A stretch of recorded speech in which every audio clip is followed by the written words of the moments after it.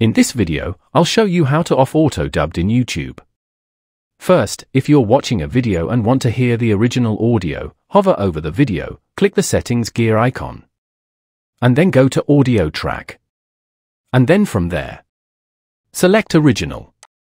That will switch it back to the video's original language. Now, if you're a YouTuber and don't want your videos to be auto-dubbed, go to YouTube Studio. Once there, click on the settings at the bottom left. And then from the menu appear, click on the Upload Default option. And then click on the Advanced settings. Then scroll down to Automatic Dubbing option. Here, you can either uncheck it completely, or choose to review dubs manually before they are published. And that's it. That's how you disable auto-dubbing on YouTube. If this tutorial helped you, please leave a like and subscribe for more. Thanks for watching.